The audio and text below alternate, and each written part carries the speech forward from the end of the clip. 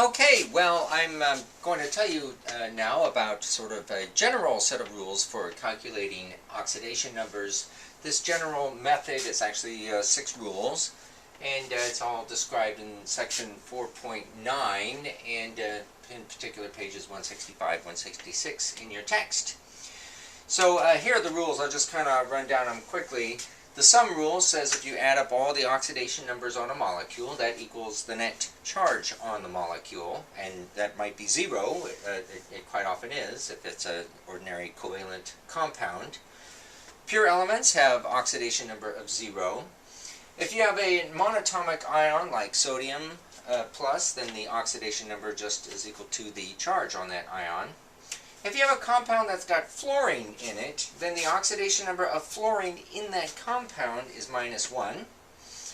If I have compounds that have an oxygen or an H in it, almost always the case that the oxidation of the oxygen is -2, and the oxidation number of hydrogen is +1, and there's exceptions to that I'll kind of talk about a little bit. Then we have rule 6 that says chlorine and bromine in compounds generally have an oxidation number of -1.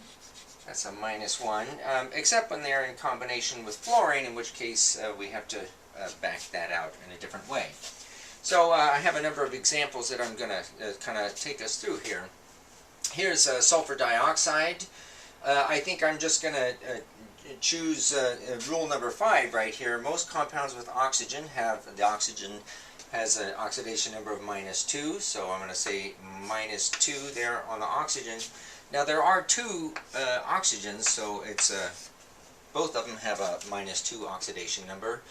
And now I'm going to use the sum rule, which says that the sum of the oxidation numbers has to add up to the net charge, which is 0 in this case. So -2, -2, that means the sulfur has to have an oxidation number of +4. So let's see, the next one I want to look at is sodium sulfide, Na2S.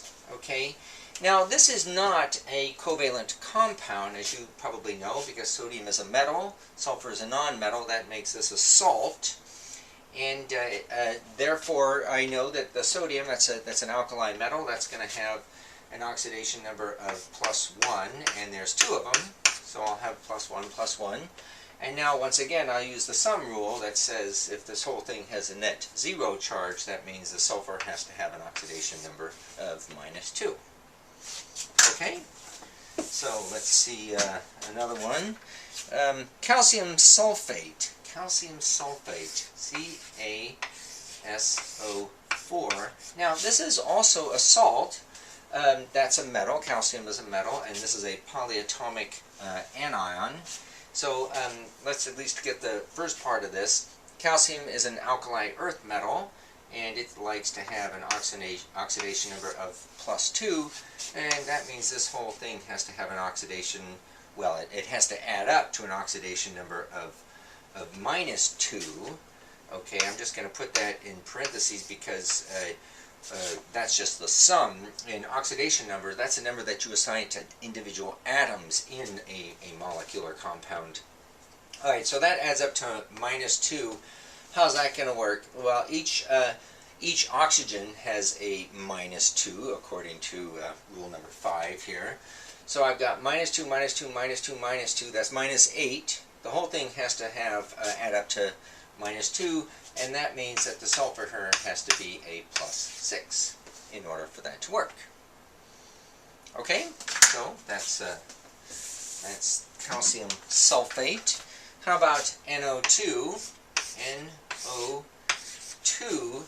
Now, well, once again, I'm going to use rule 5 here. The oxidation number of oxygen there is -2, and there's 2 of them.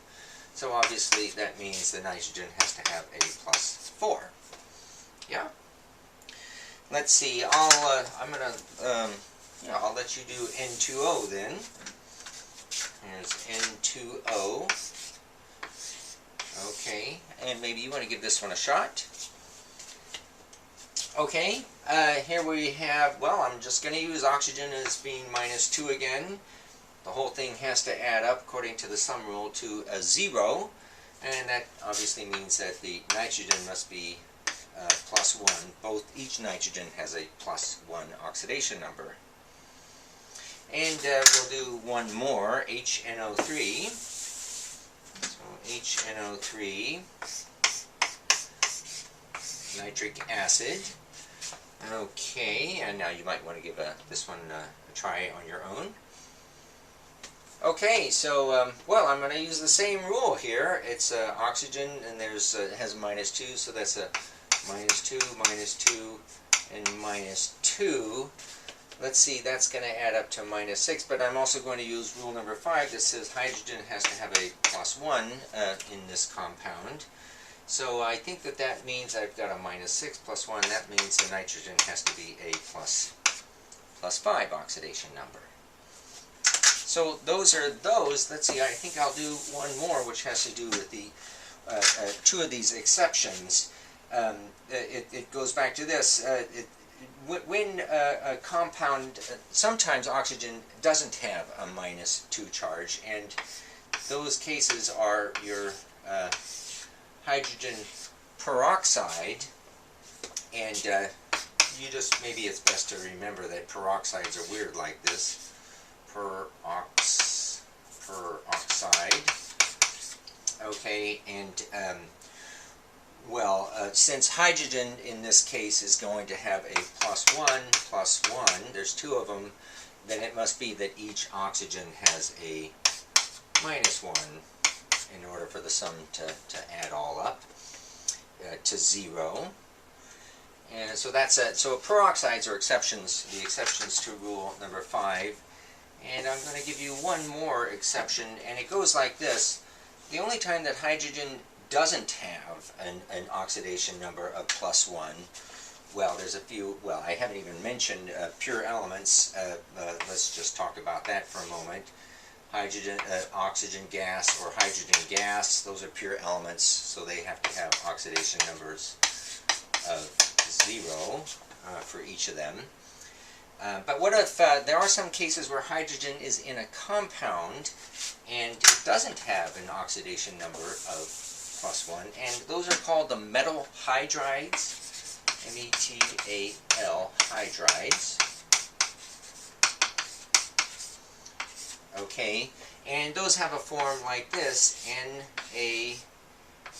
Now, there's a little clue that this hydrogen will be different. One of them is that it's written second in the formula, that we generally like to have negatively charged species off to the right of a given formula.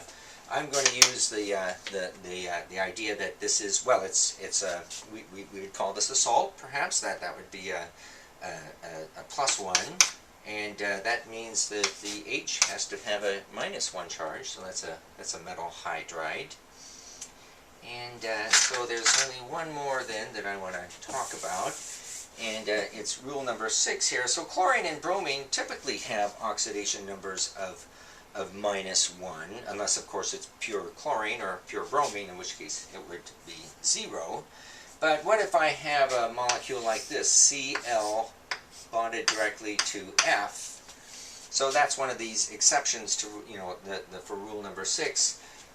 Rule number 4 says that the fluorine has to have a -1 charge, and therefore the chlorine has to have a +1 charge. And I think that pretty well covers quite a lot, and so that's good.